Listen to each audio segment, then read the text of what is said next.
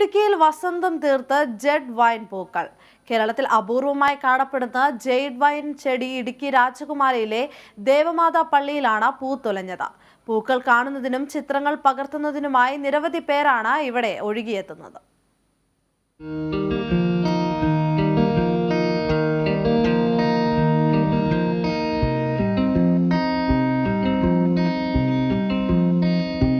മനം കവരുന്ന കാഴ്ചയ്ക്ക് ചുവപ്പ് വസന്തമൊരുക്കുകയാണ് ഇടുക്കി രാജകുമാരി ദേവമാതാ പള്ളിമുറ്റത്തെ ജെഡ് വൈൻസ് ചെടികൾ.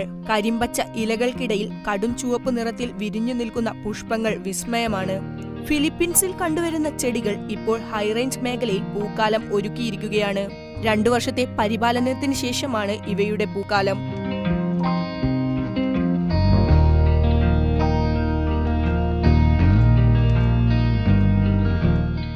പർപ്പിൾ, ബ്ലാക്ക്, യെല്ലോ എന്നിങ്ങനെ വിവിധ നിറങ്ങളിലുള്ള ജെഡ് വൈൻസ് പൂക്കൾ ഉണ്ടെങ്കിലും ഏറ്റവും ആകർഷകം ചുവപ്പ് പൂക്കൾ തന്നെയാണ്.